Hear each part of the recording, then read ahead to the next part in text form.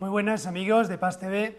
Hoy en este especial estamos todos más tranquilos, más serenos, no estamos tan nerviosos y tan tensos como casi siempre cuando estamos a punto de comenzar, porque está con nosotros el padre Ignacio Larrañaga. Y solamente con este nombre, con esta vida, con esta presencia, como que uno se contagia ya de su paz, de su alegría, de vivir, de sudar a Dios en todo momento. El Perú está siendo bendecido por esta presencia que se enmarca en la gira mundial con motivo de los 25 años de los talleres de oración. Padre Ignacio, muchísimas gracias por su visita aquí y bienvenido. Te voy a interrumpir. ¿Ya? ¿Tan pronto? No es talleres de oración, sino talleres de oración y vida. Pero esto es lo importante, Es decir, la vida. Es decir, la oración llevada a la transformación vital cristocéntrica, o cristocéntrica, sí. Nuestro modelo es absolutamente Jesucristo, pero se llama talleres de oración y vida. Pues me encanta esta primera interrupción porque lo importante, ¿verdad?, es la vida. Y usted en muchos de sus libros nos habla precisamente de que la oración, sobre todo, tiene que llevarse a la vida, ¿no? Y que la vida tiene que estar siempre empapada de oración, en definitiva, de Dios, Y ¿no? concretamente, vida quiere decir ser humilde como Jesús, ser paciente como Jesús, ser misericordioso y sensible como Jesús, los favoritos de Él, nuestros favoritos, los últimos, los pobres y los arrinconados. Entonces, amar a los no amados como lo hizo Jesús. Bueno, la vida es todo ese conjunto de impresiones. Padre, 80 años, más de 80 años de vida, ¿no? Ya voy a cumplir el 4 de mayo 81. 81, ¿no? Algunos que dicen cuando pasan ya de los 80 como que Yo uno tiene que retirarse. siempre me adelanto. Ya, no, 80 ya se cumplieron atrás. Ahora voy a por los 81. Pues a mí me gustaría saber un poco de la vida de su vida, o sea, lo que le da vida a su vida, ¿no? Siempre me ha inquietado el nombre Ignacio, nace en Loyola, y no fue jesuita, nació ahí y está tan identificado como San Francisco que parece que ha nacido para ser un Francisco de nuestro tiempo. En primer lugar, el nombre pues es de mi madre. Mi madre toda la vida vivió a la sombra de Loyola y entonces para ella los jesuitas siempre decían nuestro padre San Ignacio y mi madre decía también nuestro padre San Ignacio. Entonces el nombre de Ignacio es muy especial allí y me puso por esa razón. Mi hijo Ignacio, nuestro padre San Ignacio y mi hijo Ignacio, que también pues quiere sí, ser san. No, aquel es San Ignacio de Loyola. Yo soy Ignacio de Loyola, simplemente, nada más. Muy bien, desde Loyola ha recorrido Espera, Sí. que preguntaste ahí cosas interesantes, ¿no? Es verdad que las circunstancias que son los planes de Dios, son los planes de Dios. Quiso nuestro Padre Dios que yo pues no fuera jesuita.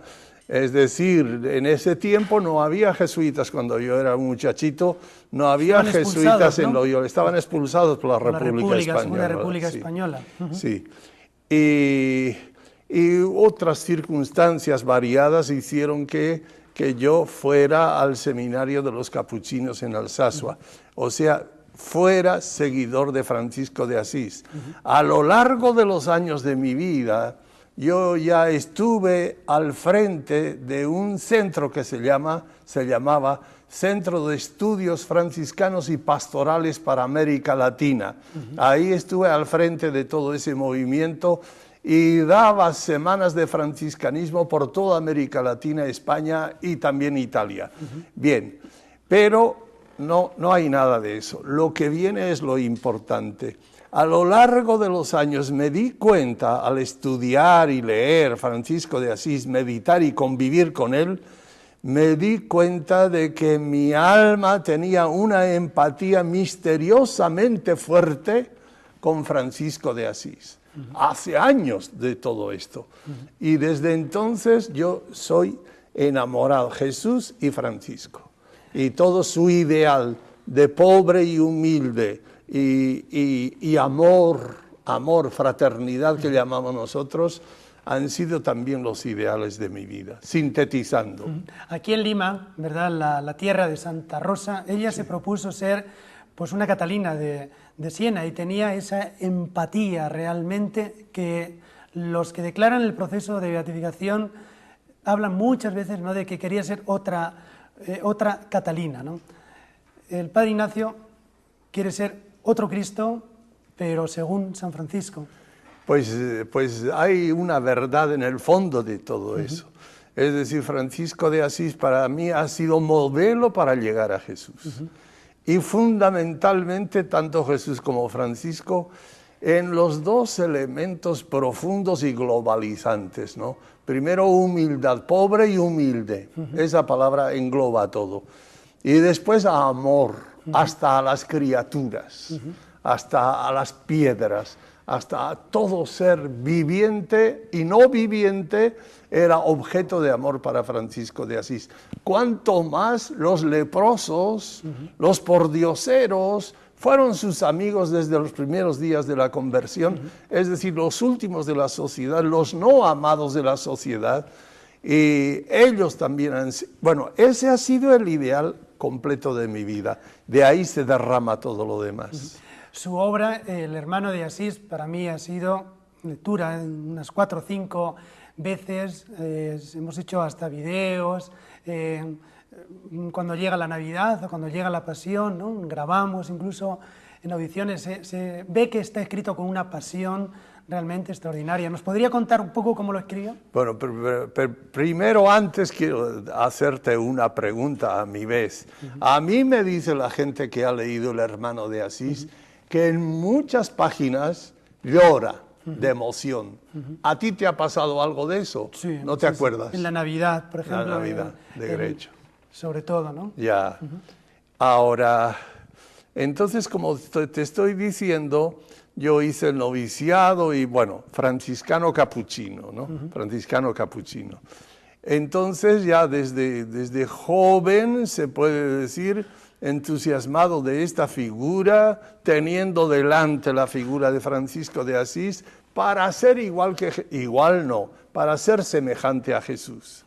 Pero a través de esta figura atrayente, sencilla, encantadora de Francisco de Asís. Entonces yo desde que fui capuchino... ¿A qué edad era? Ello era, cuando yo hice los votos, los primeros votos que se dice, era a los 19 años. Y después de 3 años, los votos definitivos, ¿no? Y se puede decir entonces que desde ese momento se puede decir, mi alma ha vibrado por Francisco, su estilo y su identidad personal inclusive, ¿no? Tan sencillo, tan profundamente piadoso, entusiasta, loco por Jesucristo, pero extremadamente, ¿no?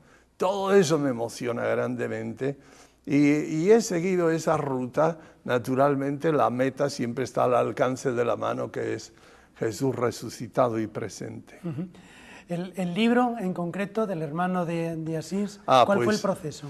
El libro del hermano de Asís, yo como tenía toda esta alma franciscana, ya iba escribiendo libros y libros. Tengo 16 libros, oye, pero ya iba escribiendo libros y libros.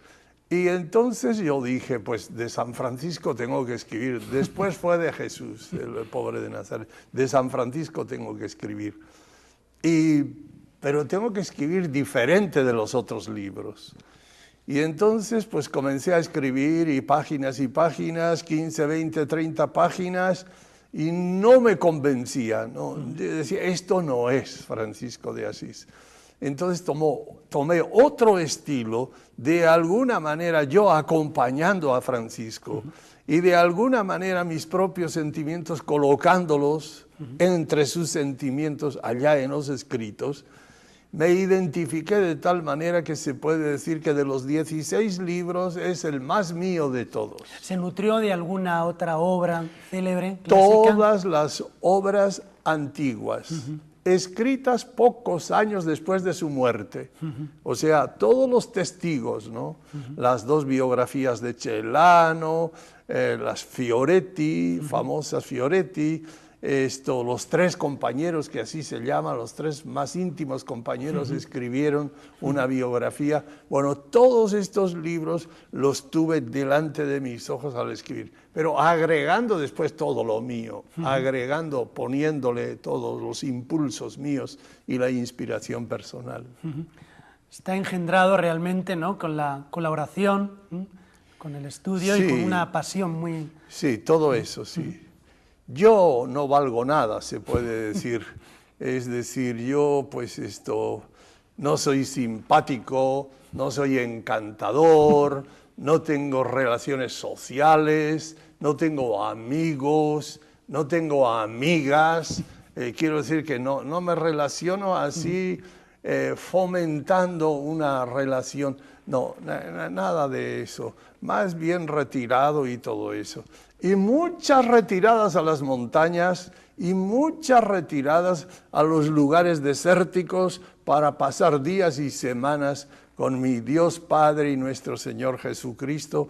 Y de ahí ha venido después todo el impulso, todo el empuje y toda la belleza espiritual que aparece en mis libros, y es que aparece, pues ahí ha salido de los encuentros con Dios, de Padre, mi vida personal. De lo que dice, si una persona le escucha y dice, pues estará deprimido, ¿no? Jamás. Si no tiene... Yo soy especialista en la depresión, en la enfermedad de la depresión. En quitarla, ¿no? Te voy a explicar. A lo largo de estos 40 años que yo he estado con multitudes, siempre venían esta clase de personas deprimidas y yo tomaba nota, me decía, ¿y qué se siente en tal caso? ¿Y cómo te sientes en esta situación? Tomaba nota de todo y llené 3 cuadernos. Entonces, cuando escribí Del sufrimiento a la paz, yo tenía todo el conocimiento personal sobre esa enfermedad llamada de la depresión. Y escribí en el libro Del sufrimiento a la paz. Y sucedió hace 3 o 4 años, me contaron, en Estocolmo, ¿sabes dónde está, verdad? En Suecia. Bueno, pues en Estocolmo, en un congreso psiquiátrico que estudiaban precisamente la depresión, y decían que es difícil de escribir y tal y tal y tal, salió una, yo no sé de dónde ni, diciendo a todo el público, aquí hay un libro que describe la depresión como yo nunca he leído en mi vida. Y mostró entonces todo el largo capítulo de la depresión del libro del sufrimiento a la paz.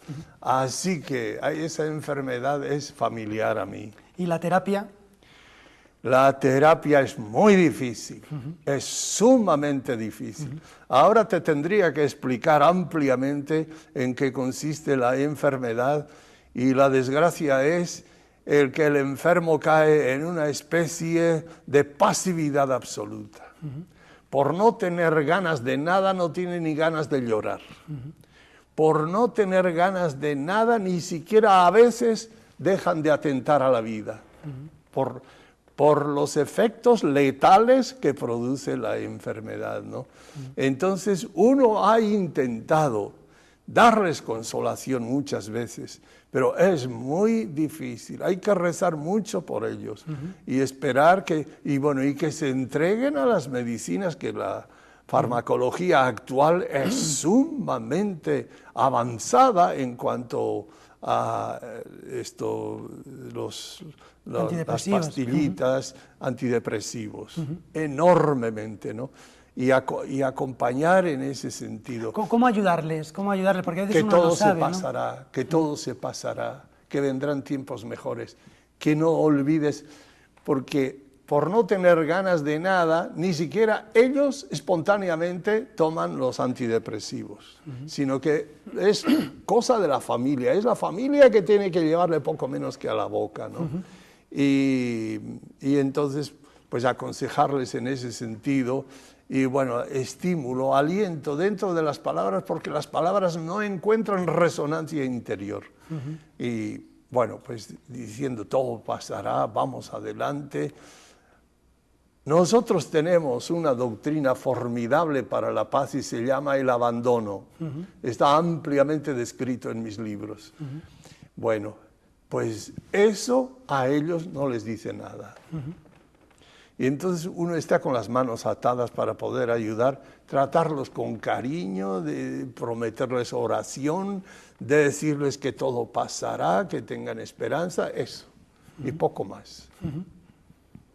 De sus viajes, que estábamos ahora hablando, de esta gira mundial, me gustaría también hablar algo de San Ignacio Loyola. Se decía y se escribió un libro solo y a pie.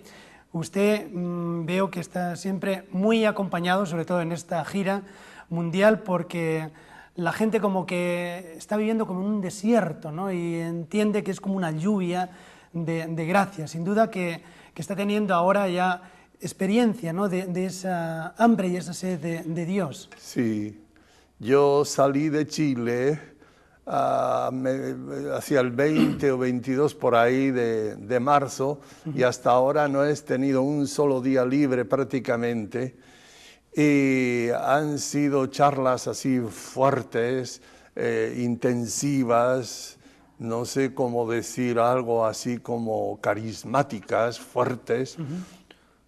Y entonces al final la gente, pues aunque haya 2 horas siempre, son 2 horas de charla con interrupción.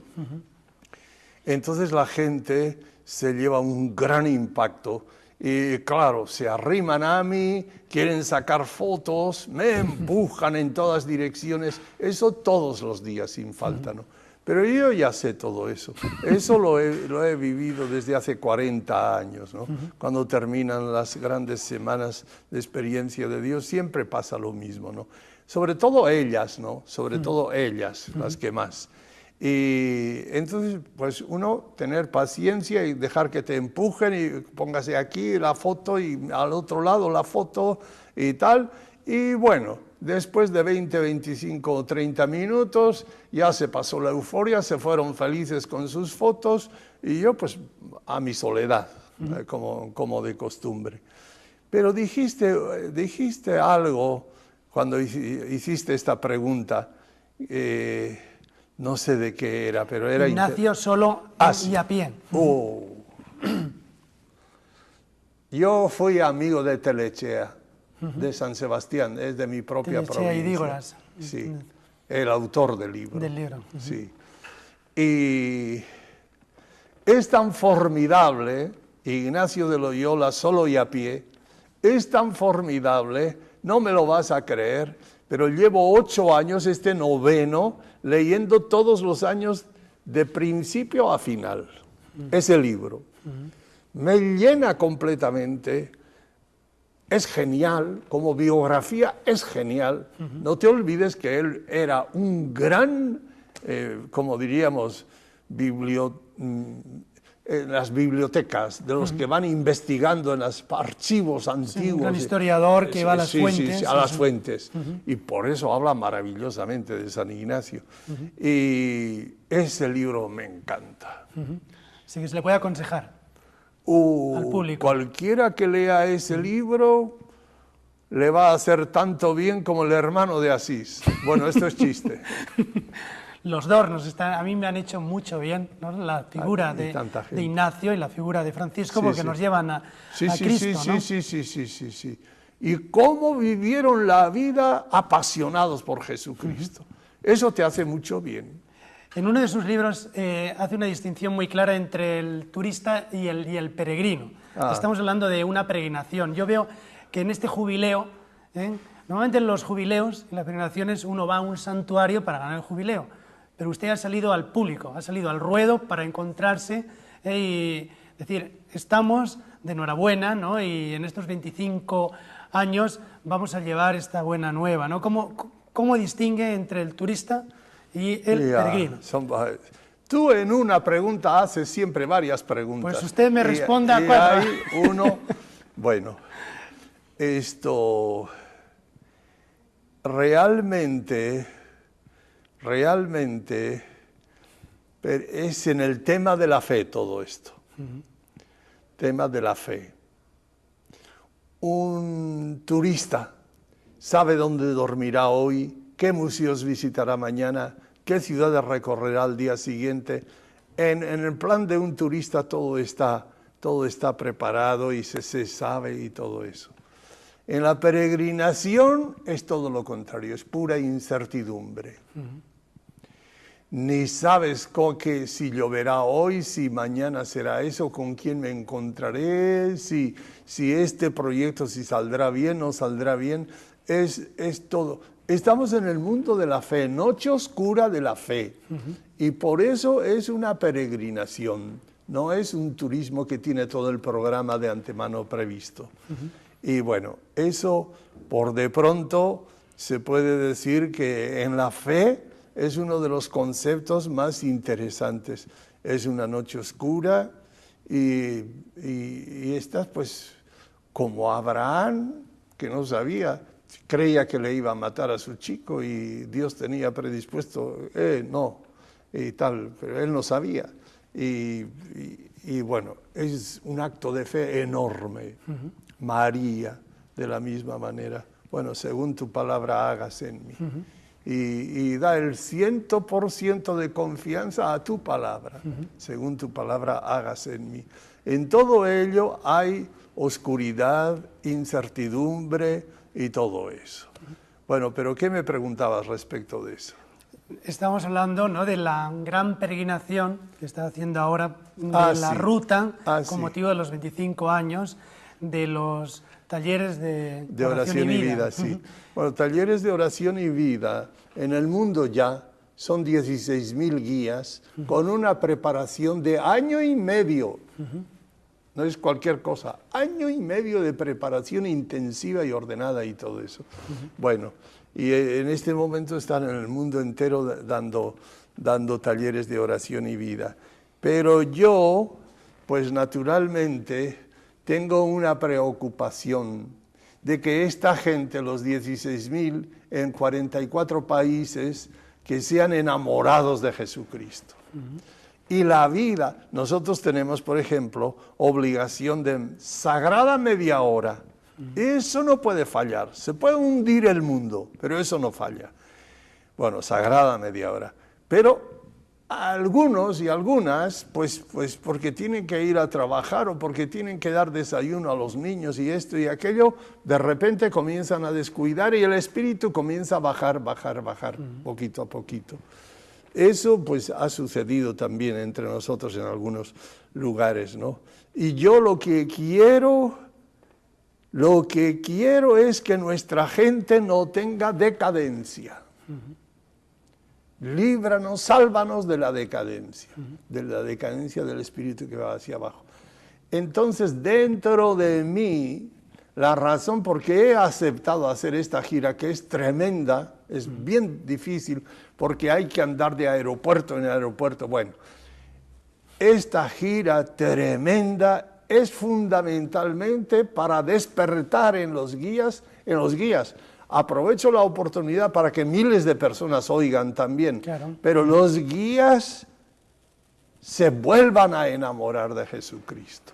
Eso es lo único que me interesa. Lo demás vendrá por añadidura. Escuché a Martín Descalzo, ¿no?, que decía, la conversión es enamorarse nuevamente de Cristo. Y renovarse en este crecer. De otra manera, o vas para abajo, o vas un poco para arriba, o estable, pero si te descuidas, el entusiasmo por Jesucristo tiende pues a bajar en la medida que dejas de tener el trato de amistad, estando verdaderamente a solas con aquel que sabemos nos ama. Ya sabes de quién es eso, de Santa Teresa. Sí. Y en uno de sus libros también, ¿no?, dice, cuanto más se ora, más queremos orar. Cuanto menos, eso es historia, menos, ¿verdad? Eso es historia concreta que yo lo he visto en mí mismo y en los demás, ¿no? Todo lo que está escrito en mis libros, 16 libros, de alguna manera lo he experimentado yo. O lo he visto en la gente que me rodea y que ha estado en contacto conmigo. Y verdaderamente es así. Me indican que vamos a descansar un momento, bueno, y aprovecho para decirle a los telespectadores que al final se va a abrir el micro por si quieren preguntar ustedes en vivo y en directo al Padre Ignacio pues alguna cuestión, algo de sus libros, algo que les apasiona ahora por Cristo en estos días ya tan cercanos a la Pascua. Así que, amigos, volvemos enseguida con el Padre Ignacio Larrañaga.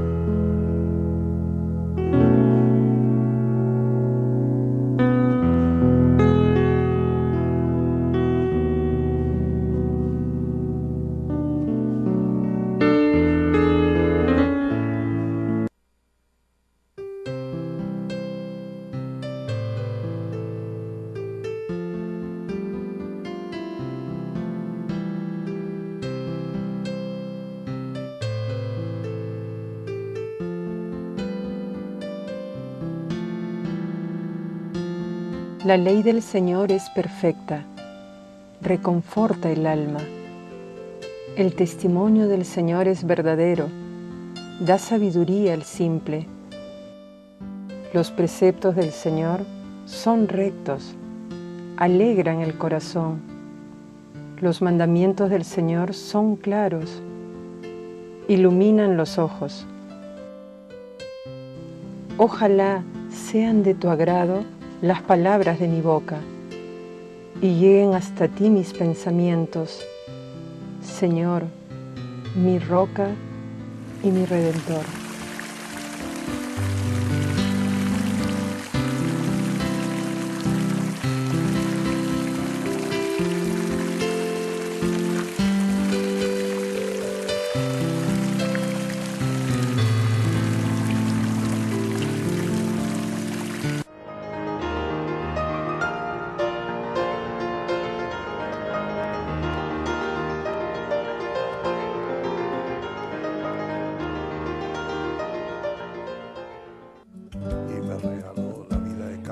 Volvemos con el Padre Ignacio Larrañaga, que está en la ciudad de Los Reyes, en esta tierra ensantada, Lima, que ha venido precisamente para esta gira mundial con motivo de los 25 años de los talleres de oración y vida.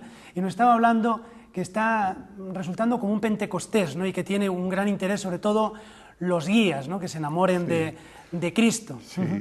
Sí, si conseguimos eso, no hay que preocuparse de nada más. Transmitirán fuego, espíritu y vida, ¿no? Cuando su corazón está ardiendo de amor a Jesucristo, ¿no? Transmiten con una fuerza y una convicción que verdaderamente seducen y transforman vidas. Qué cantidad de gente convertida propiamente tal después de estos talleres de oración y vida. Y siempre depende de que el guía sea una persona enamorada de Jesucristo. Siempre depende de eso. Padre, algo así muy personal. Usted se ha ido enamorando de Cristo, nos habló de su mamá, pero muy poquito, ¿no? Pero me gustaría, ¿no?, cómo ha ido creciendo ese amor. Nos ha hablado de San Francisco, pero ahora como una pregunta más directa, ¿no?, es decir ya, me entrego del todo, mi vocación franciscana, capuchina, mi vocación sacerdotal. ¿Cómo nació y cómo se dio? Bueno, los planes providenciales de Dios sobre cada uno están en su planisferio, Él sabe, bien. Pero lo que ha habido, y los planes de Dios se conocen después que han pasado muchos años. la voluntad de Dios, no vas a saber en este momento cuál es la voluntad de Dios, de lo que tienes que hacer mañana, sino pasan los tiempos y se ve la lógica de Dios, la pedagogía de Dios, lo vas viendo bien. Entonces ahí, pues yo estuve en el seminario, noviciado, estudio de filosofía, estudio Al terminar la secundaria, ¿se fue al seminario o en plena secundaria? En plena secundaria. Y pues ahí normal, un buen chico, nada más, nada más. Y ahí en el sacerdocio, a la ordenación, antes de la ordenación, los grandes deseos, bueno, ahí hubo algunas cosas bien interesantes. En aquel tiempo yo quería ser como San Francisco Javier, salir al mundo y predicar el Evangelio a todas las criaturas, ni sé dónde ni cómo. Bueno, pero normal, hasta que hubo una circunstancia que sucedió, técnicamente se llama una experiencia infusa, una experiencia divina, infusa y extraordinaria. Es decir, es infusa porque tú percibes que eso no es cosa de las facultades psicológicas y sale una cosa misteriosa desde dentro, no. Es infusa porque se percibe experimentalmente que viene de fuera infundiéndose o invadiendo, bueno, entonces infusa. Es repentina, entonces no tiene lógica explicación o no tiene psicológica explicación. Repentina, infusa y extraordinaria, que no entra en el juego ordinario de la gracia. Es mucho más. O sea, son unos efectos portentosos, podríamos decir milagrosos, casi psicológicamente hablando milagrosos. Bueno, algo de todo eso. En mis libros está escrito todo eso. En un libro que se llama La Rosa y el Fuego, no te olvides. Nada. La Rosa y el Fuego, ahí está descrito todo. Dentro de lo que cabe describir esos fenómenos, está más o menos bien redactado. Bien, a partir de allí la vida cambió por completo. Y se puede... ¿Usted ya era sacerdote? Sí, era. Y bueno, pues ahí te dirá, pero joven, menos de 30 años tenía yo. Y de ahí partió el entusiasmo por Dios Padre, amor, Dios Padre, entonces se me reveló a mí Dios como amor. Como yo calculo que a Jesús cuando se retiraba, cuando tenía 15, 20, 25 años y se retiraba a los cerros de noche bajo las estrellas, ahí entonces Jesús experimentó la ternura del Padre locamente. Esto es lo que yo pienso para mí mismo. No hay ningún texto bíblico que explique eso, pero para mí mismo pienso eso. Salvadas las distancias, eso mismo sucedió para mí. Fue la revelación del amor del Padre. Revelación, o sea, no es una cosa estudiada.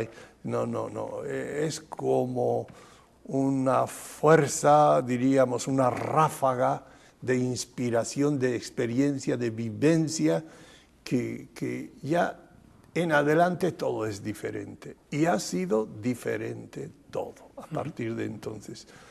Ha habido momentos de declinación hasta cierto punto, pero siempre me levantaba y hasta ahora que soy viejo. Yo siempre que puedo me retiro o a las montañas, que allí tenemos los Andes, o ciertas casas que están en Chile por lo menos, especiales para los que quieren pasar unos cuantos días de unión con Dios y de soledad consigo mismo y con su Dios. Hay casitas donde traen la comida y no ves a nadie más que unos terneritos y unos pajaritos y las estrellas de noche. Y nada más. Todo lo demás es Dios. Bueno, Yo siempre que puedo hago una visita, un ejercicio de esos, y naturalmente esto es lo que después conserva fuerza, ánimo, inspiración, y bueno, todo lo que está escrito en mis libros de alguna manera son experiencias. Uno no dice esto es mi experiencia, no dice, pero ahí está descrito ampliamente, sobre todo en el libro Muéstrame tu rostro, que es el primero, ahí sobre todo. Y por eso, al hablar de Jesucristo, al hablar de Dios Padre, entonces enciende uno una vibración inmensa en el auditorio, porque hablas afirmativamente, y bueno, es debido entonces a esa experiencia que Dios me dio en un momento determinado de mi vida. Padre, ¿no siente como un cierto temor de no responder a esa confianza tan grande y ese gozo tan grande que, o sea, como que hay una mezcla de responsabilidad y gozo al mismo tiempo? Nada. Ni un temor, ni una responsabilidad. Trato de hacer mucha autocrítica, es uno de los instrumentos más preciosos. Trato de hacer autocrítica, pero nunca complejos de culpa. Dios nos libre. Es lo más contrario al Dios que nos reveló Jesús. Amor gratuito y eterno. Entonces, nunca me he sentido pues apenado de no haber sido suficientemente generoso, y nunca. Bueno, no lo he hecho. Mañana voy a hacerlo. A la práctica. Mañana voy a hacerlo. Bueno, este año ha sido mediocre. El año que entramos va a ser mejor. Y así. Me estaba recordando como la gracia de Pablo, ¿no? De Damasco, también la gracia de Teresa, ¿no? De Calcuta, ¿no? Cuando escuchó esa llamada, esa segunda llamada, ¿no? Yeah. Cuando usted estaba describiendo algo así, ¿no? Bueno, no he leído de Teresa de Calcuta, pero en mi caso sucedió así. Porque el ser humano no es geometría, no es lo que llamaríamos línea recta, sino que es línea sinuosa. A veces estás bien, otras veces mejor, otras veces peor. Los estados de ánimo, tienes que darte cuenta, el fervor, la aridez, la sequedad, todos esos fenómenos entran en el juego de los estados de ánimo. Y los estados de ánimo suben y bajan y depende de mil circunstancias que influyen desde fuera y desde dentro a la persona. Entonces uno tiene que tener paciencia con cuántas veces le ha sucedido a uno con todo fervor ir a pasar unos días ahí y nada. Puede suceder que uno reciba alguna gracia y no sea consciente, ¿no? Quizá nos podría ayudar también a estar como mucho más sensibles. Las gracias después se analizan y después se dan cuenta que aquí hubo una intervención especial de Dios. No fue un factor psicológico solamente, sino una intervención especial de Dios. Después uno se da cuenta, ¿no?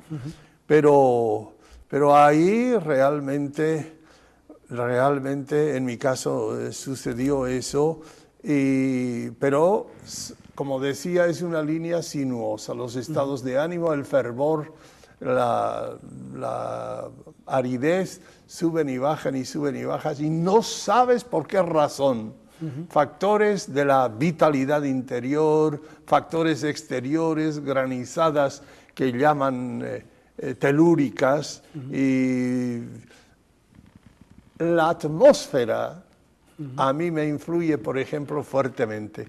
Las alteraciones atmosféricas... O sea, no es broma eso de decir, estás como el tiempo, que algunos dicen. Pues a mí... O en Arequipa, que se entra la nevada, dice que cuando tienen ese problema que no le puedes hablar a un arequipeño. Cuando no ven al Misti ahí despejado, dicen, no le puede, o sea, que influye. Bueno, no sabía las historias de Arequipa, pero la verdad es las alteraciones climáticas fuertes en mi estado de ánimo. Entonces hay el fervor o la aridez, pues ahí depende de factores exteriores, interiores, de un conjunto misterioso de la persona. Y hay que hacer autocrítica siempre, siempre, es un instrumento de perfección. Y autocrítica, y bueno, pues la verdad, yo he hecho todo lo posible y no me ha dado, no me sale, no me sale. Y no asustarse. Y no entrar en complejos de culpa, que eso es lo peor de lo peor. Esto es contra el corazón del Evangelio de nuestro Señor Jesucristo, los complejos de culpa. El Padre Dios sabe perfectamente lo que tienes y hasta dónde hay libertad y hasta dónde no hay. El Padre sabe todo y comprende mejor que uno. Y entonces uno entrar en complejos de culpa es antievangélico.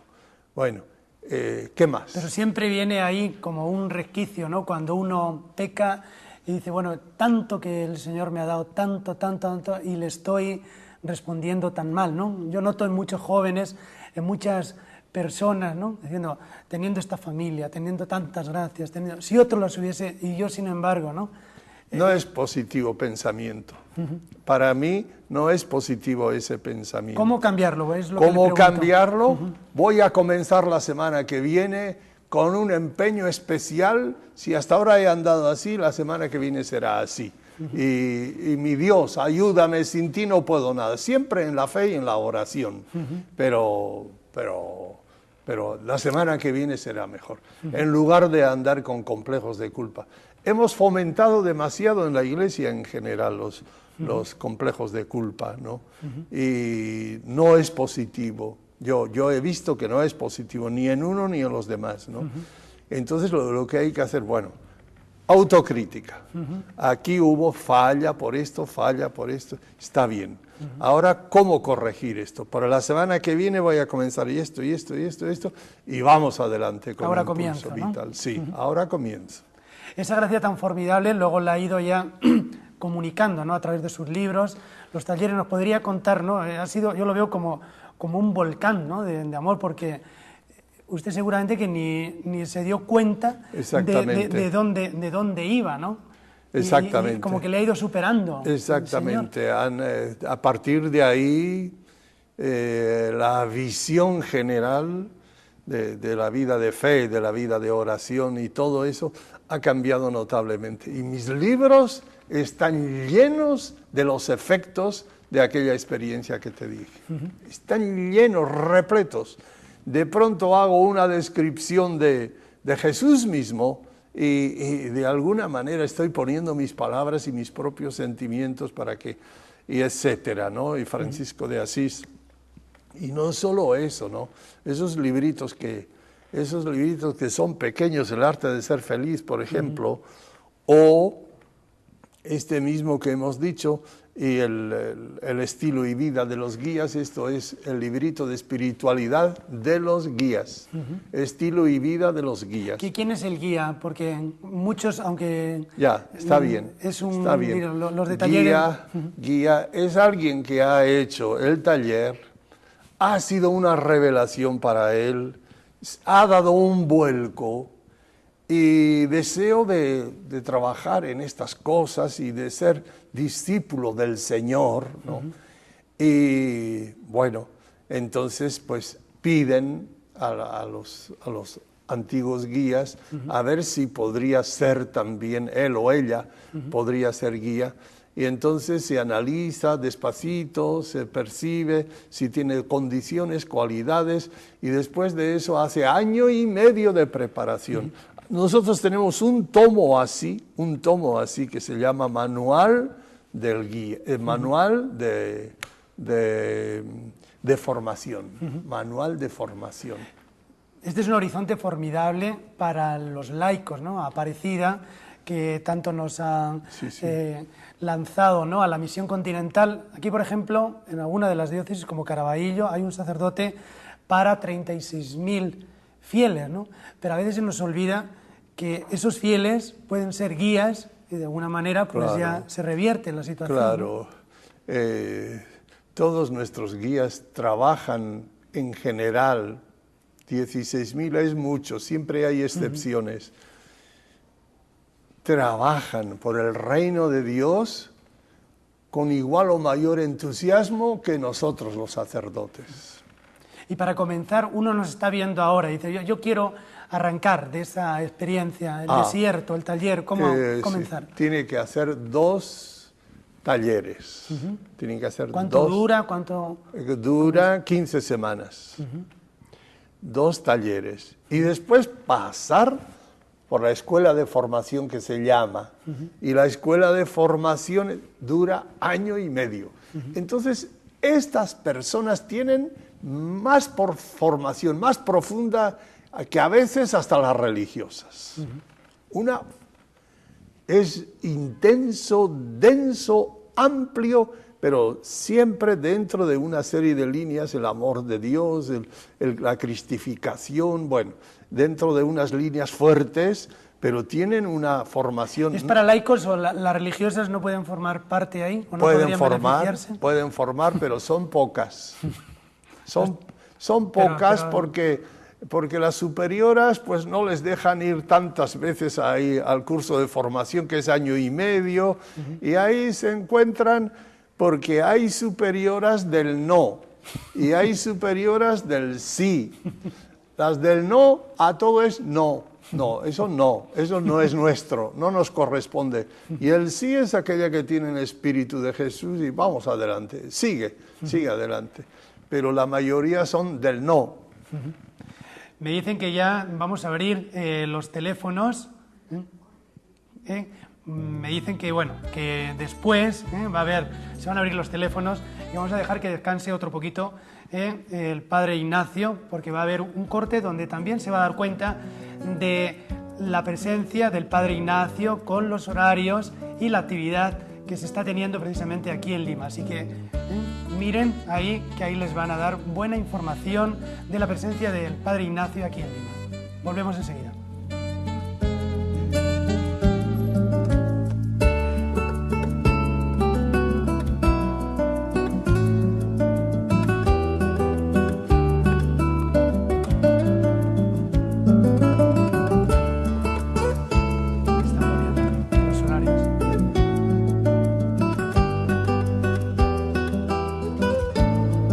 Patriarca, ¿no?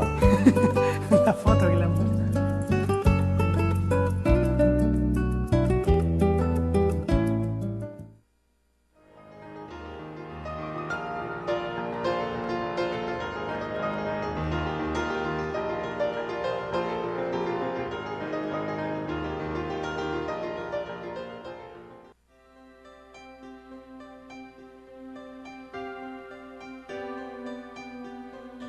Oh Santa Cruz, yo te adoro,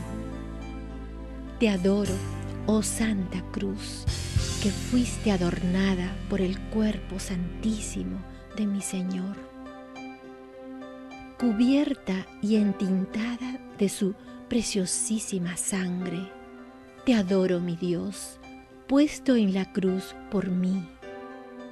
Te adoro, oh Santa Cruz, por amor de aquel que es mi Señor. Amén. Delante de ti me postraré.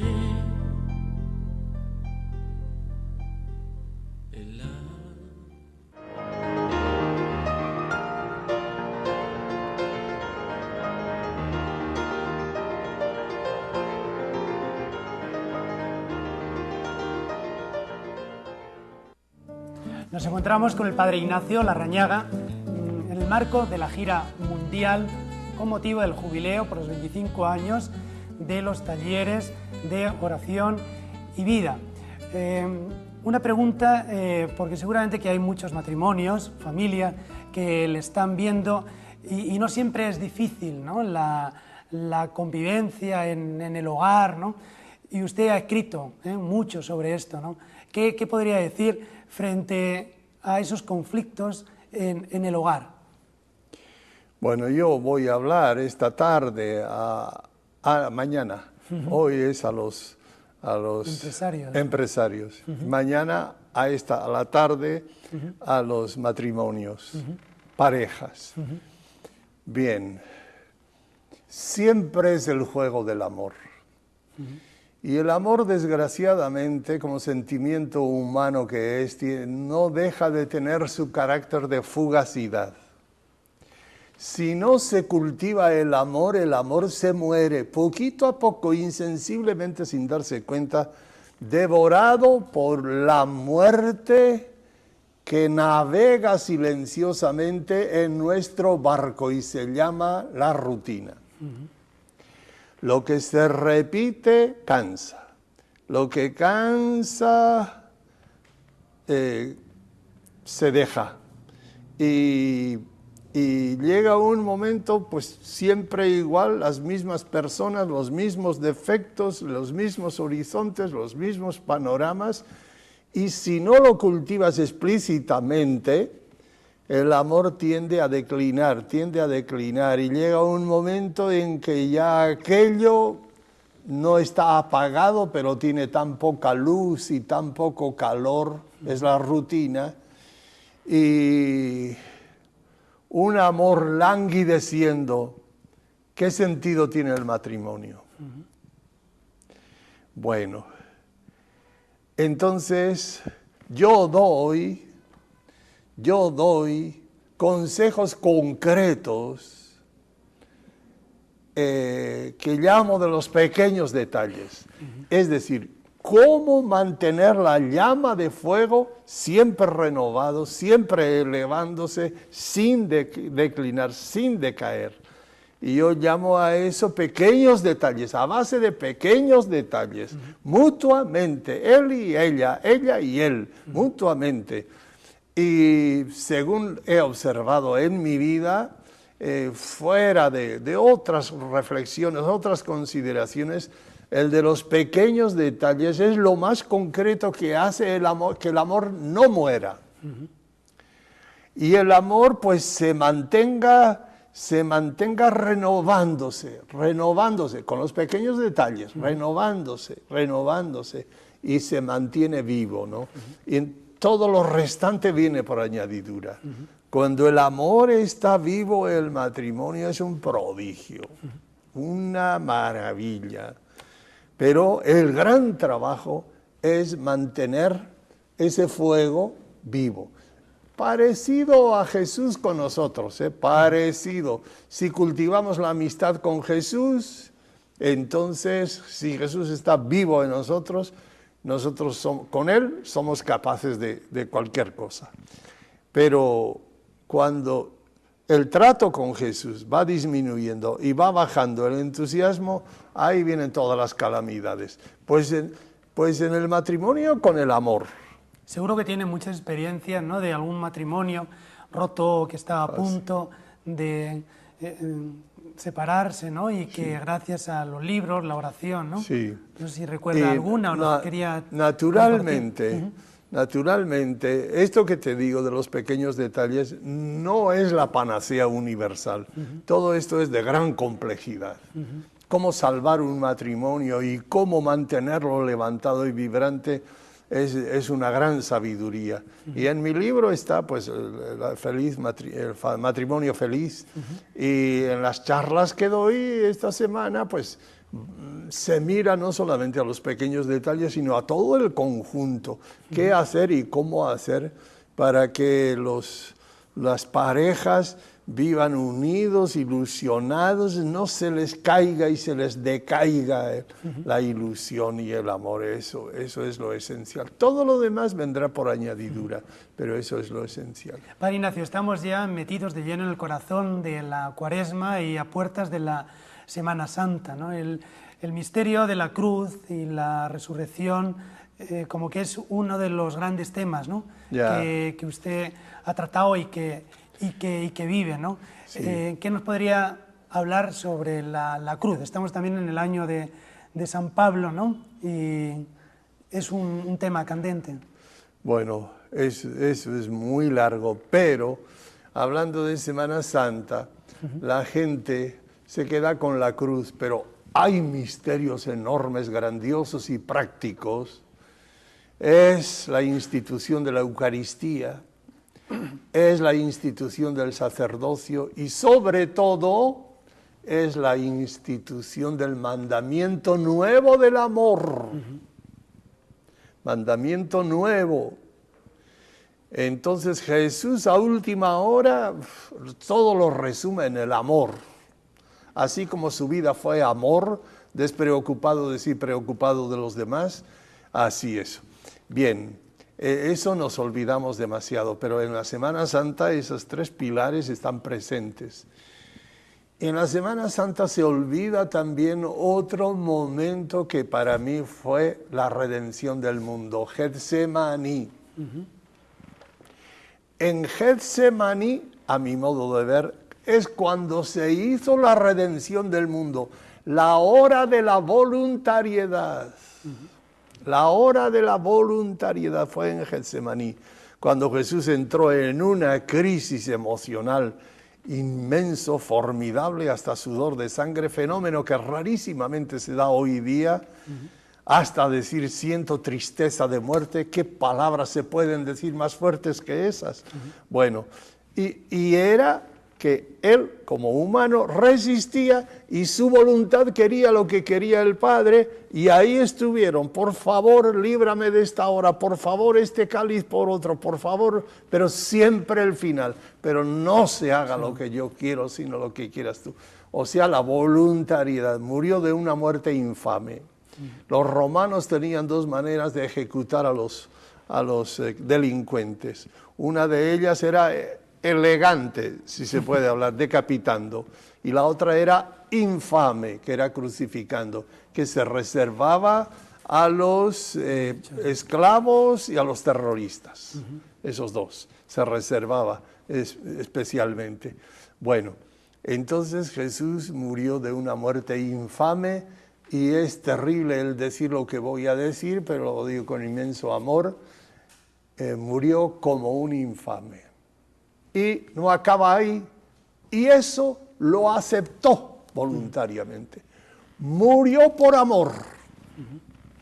Murió por amor a su Padre y a nosotros. Ahí está contenido todo. Bueno, eso es la cruz o muerte. La resurrección es una consecuencia nomás. Es una consecuencia de la muerte de Jesús. Ya está ahí en el capítulo 2 de Filipenses, ¿no?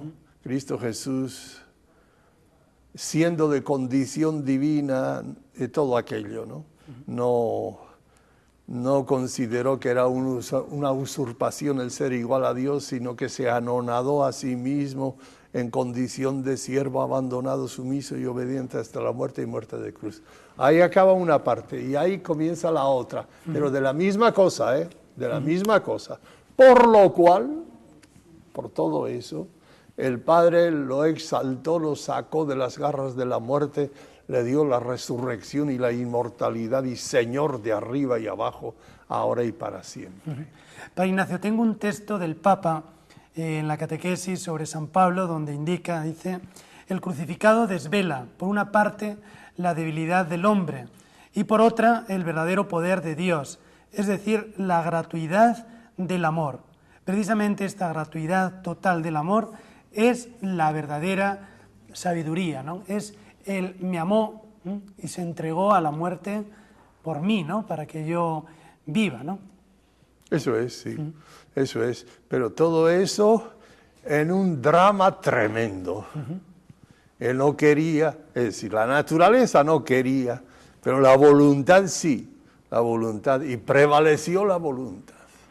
Pero a nosotros nos debe animarnos, porque a veces como que nos desanimamos, como que parece que no avanzamos, como que parece que estamos cayendo, como que tal, y sin embargo, a veces Dios lo permite precisamente para, yo lo pienso, ¿no? Los que estamos trabajando con jóvenes, para que sintamos sus mismos problemas. Teresa de Calcuta lo sentía como que era una pobre más, ¿no? Sentía incluso que Dios no la quería, llegó a sentir esa noche oscura, y parece como que Jesús en Getsemaní siente ese abandono y que está haciendo la salvación por las puras, ¿no? Sí, Y no solamente en Getsemaní, al parecer eso le acompañó hasta el último aliento, porque es en la cruz cuando dijo, ¿por qué me has abandonado?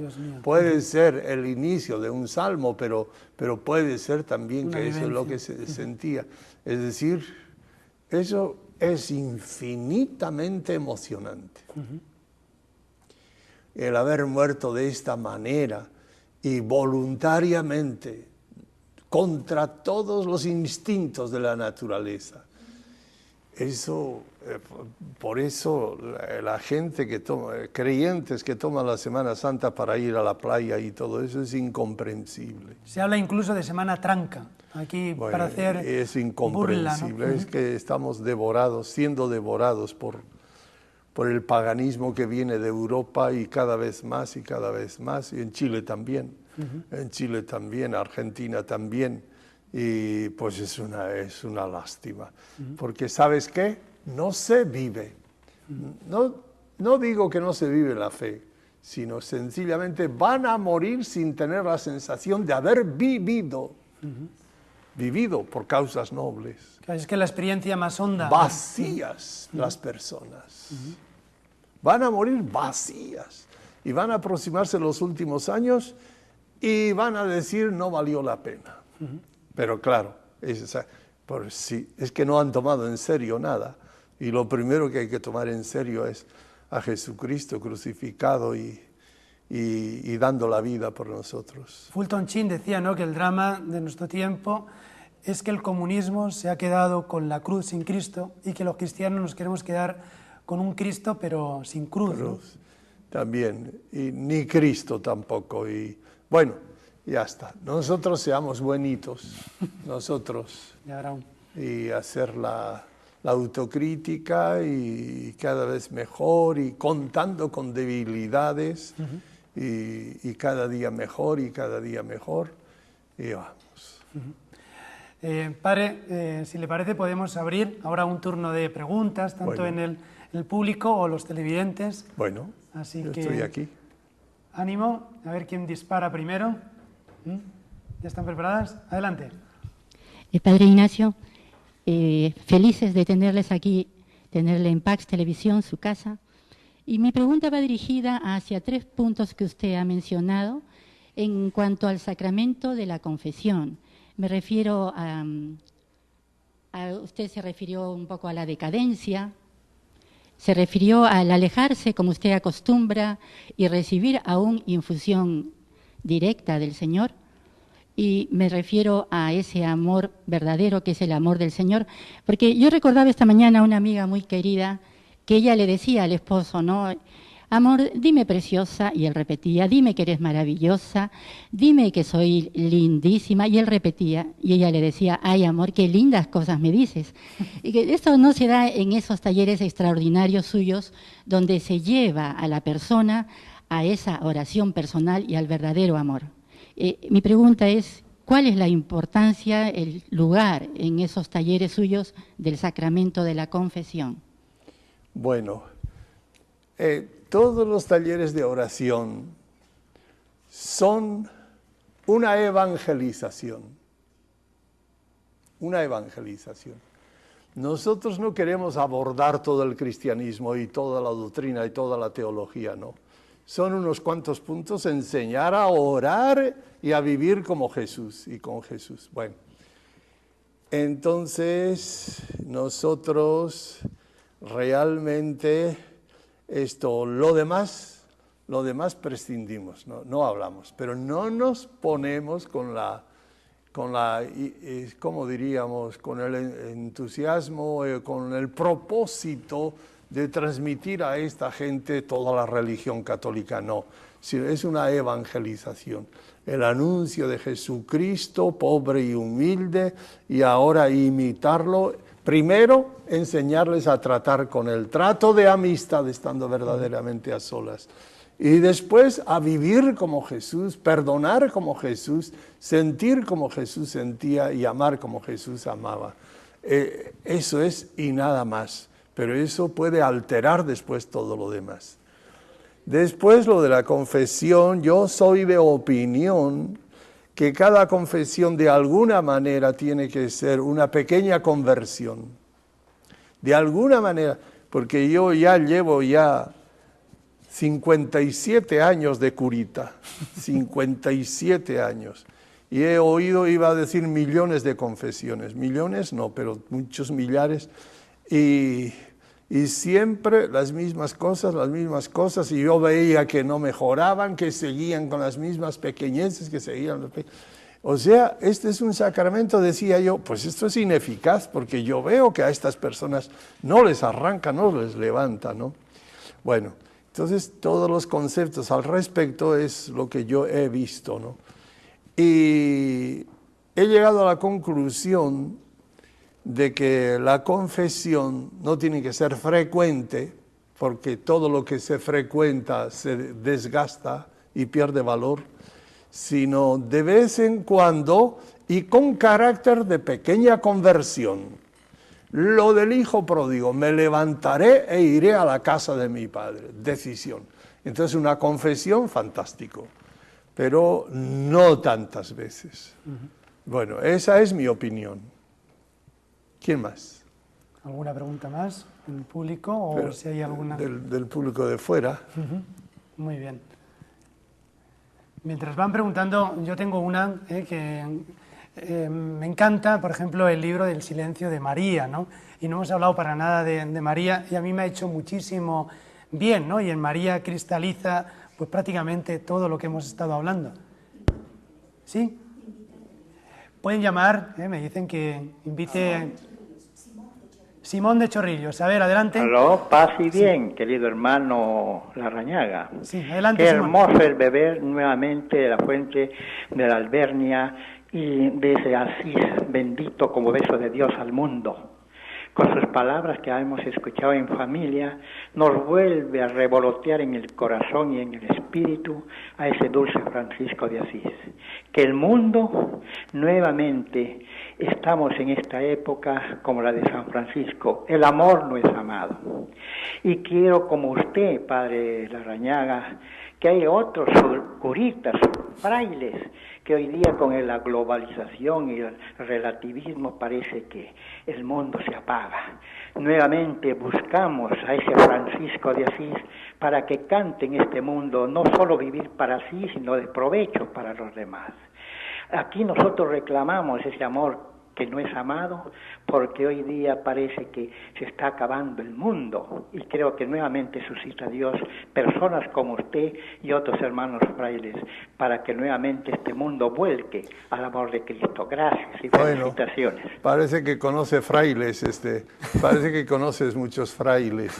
Bueno, primeramente hay que decir, hay que decir que hay sacerdotes o frailes que se van por otros caminos, ¿no? De preocupaciones sociales, políticas, globalización, que si el imperio ahora, el imperio americano y los otros que, por todas estas inquietudes, ¿no? Exteriores. Todo eso nunca ha sido para mí inquietud ninguna. Yo he enseñado a todos a amar a los humildes, a hacer el bien a los humildes, a ayudar a los humildes y pobres. Esto es lo que he enseñado, a hacer lo que Jesús hacía. Pero no olvidarse, no deberían olvidar los que se preocupan de la globalización y todo eso, no deberían olvidar que Jesús venía de la montaña y pasaba las noches en la montaña con su Padre y venía a los humildes y desterrados y arrinconados y les revelaba el amor gratuito del Padre, los revelaba con cariño, con amor, de manera que todo el que sea evangélico tiene que ir con los pobres, de acuerdo. Pero otra cosa es la dimensión social y esto y aquello. Si es exclusivamente, a mí no me gusta. Si es como una consecuencia de luchar por los pobres, pues sí. Bueno, de manera que esa sería una respuesta un poquito corta para el hermano que ha preguntado. Simón, de Chorrillos, muy bien. ¿Alguna más?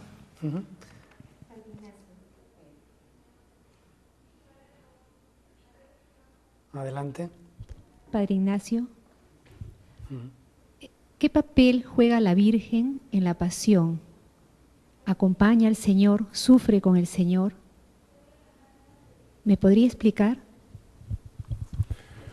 Lo único que sabemos por los datos evangélicos, que María estaba al pie de la cruz. Pero no dice eso. Dice, María estaba de pie al pie de la cruz. La traducción exacta, Stabat Mater, la traducción exacta, María estaba de pie. Bueno, no estaba echado en los brazos de personas que le daban consuelo, no, estaba elegante, firme. Primero eso, ¿no? En segundo lugar, la película esa, ¿cómo se llama? ¿De Mel Gibson, La Pasión de Cristo? Eso. A mí, lo que más me gustó de allí fue María. Y me dijeron, y yo dije, esta María es la que está en el silencio de María. Es decir, es un mismo retrato, digna, distinguida, elegante, humilde, indestructible, fuerte. Bueno, todo eso entonces María en esa película es la gran figura para mí, ¿no? Y es histórica, porque el cuarto evangelio dice que allí estaba entre las mujeres, no, al pie de la cruz estaba de pie María, no. Entonces es evidente que María participó activamente y emocionalmente de la pasión y muerte de nuestro Señor Jesucristo. Y con razón se le quiere dar el título de corredentora. Sí, por esa razón, sí. Pero participó activamente. Padre Ignacio, otra llamada. Adelante. ¿Aló? Sí, adelante. ¿Aló? Sí, adelante. ¿Aló? Sí, adelante, le escuchamos. Quería hacer una pregunta al Padre Larrañaga. Sí. Primero al Padre Larrañaga, felicitarlo, ¿no? Y nos sentimos muy bendecidos por su estancia acá en Lima. Y quería hacerle una pregunta personal, porque siento que su alma es un alma, bueno, conciencia infusa, como usted lo ha dicho. Quería hacer una pregunta personal. Tuve un sueño hace 2 meses con mi padre, que falleció hace 17 años, y lo vi vestido de blanco y con una capucha blanca. He entendido, o sea, por qué estaba de blanco, pero con la capucha de blanco no sé, no entiendo qué mensaje podría usted darme. ¿Por qué esa capucha blanca, mi padre? Muy amable por su respuesta, que Dios la bendiga. Bueno, gracias. Gracias, señora. Yo nunca he estado con hábito blanco. Sí he estado con el alba para celebrar y otras ceremonias, y algunas veces esas albas tienen efectivamente capucha, De manera que lo que la señora vio se refiere a esos momentos en que uno está revestido de sacerdote de alba, y a veces con capucha también, y con un cíngulo que sería como el cinturón de los franciscanos. Y bueno, eso sí, pero así vestido normalmente. Cuando yo iba con hábito, que en aquel tiempo iba con hábito marrón como todo franciscanito querido, pues ahí yo realmente nunca fui de hábito blanco, pero solamente en esas circunstancias como acabo de describir. Muy bien. Adelante, ¿alguna pregunta en el público? ¿Se oye bien? Sí. Parece que bajó. Padre Ignacio, es un gusto conocerlo. Quería que me hable un poquito sobre sus talleres, sobre los talleres de parejas. Sé que hoy día va a dar también a empresarios, jóvenes y niños también, tengo entendido. Sí. Generalmente esa palabra talleres se confunde con lo que yo estoy haciendo. Bueno, no importa. Ahora yo lo que voy a dar es 2 largas conferencias a los empresarios, 2 largas conferencias a los guías, 2 largas conferencias a las parejas, matrimonios, y una jornada más larga todavía a todo el público, donde voy a hablar de nuestro Señor Jesucristo y de la revelación que Jesús nos hizo de su Padre y nuestro Padre. Bien, eso no es un taller. Un taller es un sistema de 15 sesiones, está completamente organizado con su manual, con su librito de oraciones que se llama Encuentro. Y entonces son 15 sesiones donde se da trabajo para todos los días de esos 15 días, cerca de 4 meses. Y bueno, es un sistema concreto, limitado y amplio también. Y esos son talleres de oración y vida. Lo que yo estoy haciendo ahora es dando mensajes a diferentes grupos. Es otra cosa. Una llamada, Rosa de Pueblo Libre. De Lince, Rosa de Lince, adelante. ¿Aló, aló? ¿Aló? Sí, ¿Aló? Adelante, Rosa. Padre, buenos días, Padre Larrañaga. Bendito es el Señor que ha hecho propicio este momento. ¿Puede pegarse al teléfono? No se le oye bien. A ver, ¿ahora? Sí. Bendito sea el Señor que me ha hecho propicio este momento. He oído el mensaje del Padre sobre la fe. Yo soy una enfermera técnica, estoy a cargo de un joven que ha tenido un accidente de tránsito y he visto a la familia sumida en la pena porque el joven está en estado de coma vigil y se ha puesto en prueba la fe, ¿no? Porque en estos momentos nosotros apelamos a la oración. Él ahorita lo está mirando, Padre, va a tomar sus alimentos y no sé, quisiera recibir de usted un mensaje para poder incrementar yo la fe de la familia y la fe de mi paciente que se llama Jonathan. Discúlpenme la emoción de mi llamada, Padre, pero un mensaje me ha llegado a lo más Está profundo. bien. Está bien. Pido un gusto de poder hablar con usted y que Dios lo bendiga. Más o menos, gracias a ti. Más o menos he entendido que tiene un hijo llamado John. Ha tenido un accidente, ella es enfermera y como que está sintiendo que pierde la fe precisamente por ese sufrimiento, ¿no? Y bueno, yo lo que puedo hacer en este caso, señora, es de rodillas ponerme ante el Padre de nuestro Señor Jesucristo, que es la fuente de toda paz, de toda salud y de la vida en general, y pedirle que a ese chico primero le dé la salud y después, no sé si después, pero después la paz. Él está escuchando, Padre. Sí. El chico le está escuchando ahora. Ah, sí, la paz, que es el supremo don de la vida. Ahora que, por ejemplo, los trabajadores del mundo entero, hay una crisis económica mundial, bueno, vamos a luchar con pasión y paz. La cuestión es no perder la paz. No nos hacemos nada con colocar toda la pasión si el corazón está devorado por la angustia. No hacemos nada. De manera que tiene que ser toda la pasión en la lucha por solucionar, pero tiene que ser con el don supremo de la vida que es la paz, don de Dios, ¿no?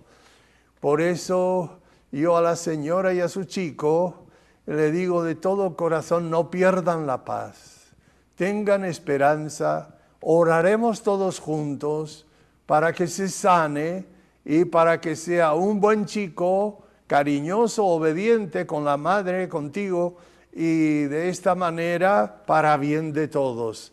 Vamos a colocarnos pensando dentro de 2 o 3 años y probablemente dentro de 2 o 3 años la vida que llevará ese chico será una vida normal como la de todo ser humano y la madre estará contenta. Hay que colocar una visión a lo lejos y la madre estará contenta. Pues esa es la respuesta que se me ocurre. Muchas gracias. Bien, pues ha llegado ya el momento de terminar. Son muchos los libros, son muchas las horas, son muchos los kilómetros y grande y mucho también es el amor. Estamos a puertas, como hemos dicho también, de Semana Santa. Me gustaría, Padre Ignacio, ya le estamos dando las gracias por este gesto de estar aquí con nosotros y de parte de los televidentes. Entonces nos gustaría ya que nos diese como un mensaje pascual, ¿no? La Cuaresma, la Semana Santa, camina hacia la Pascua, ¿no? La cruz es camina hacia la Pascua, ¿no? Cristo murió para que nosotros nos llenemos de vida y resucitemos con Él. Entonces me gustaría que para terminar ya, para todos los que estamos aquí, Bien. para el canal y para los televidentes, un mensaje pascual. Bueno, yo no soy teólogo, así que consideraciones teológicas no te las voy a dar. Solamente sé una cosa, que cuando el corazón, ya lo hemos dicho, pero cuando el corazón se enamora de Jesucristo y comienza a tratar de ser humilde como Jesús, aunque caiga muchas veces, pero por lo menos unas cuantas, nunca vamos a ser humildes como Jesús, pero podemos estar la vida haciendo actos de humildad como Jesús, actos de paciencia como Jesús, sobre todo amar a los no amables. A los amables todo el mundo ama, qué gracia tiene. A los no amables, aunque sea con una sonrisa y con detalles, y que el no amado, pues por primera vez se sienta como preferido, como amado. Eso es profundamente evangélico. Bueno, en una palabra, tratar de ser como Jesús fue, ¿no? Para mí esa es la Pascua, esa es la resurrección y eso es la totalidad de lo que nosotros podemos hacer, un camino cristificante, ¿no? Y eso pues día a día, y cayéndose, inmediatamente autocrítica, y comenzamos otra vez a ver qué tengo que hacer, y vamos adelante, y siempre como Jesús. Bueno, yo entiendo que ahí está todo. ¿Nos podría dar la bendición final ya para todos? Bueno, voy a darles la bendición de San Francisco. Se llama así, bendición de San Francisco.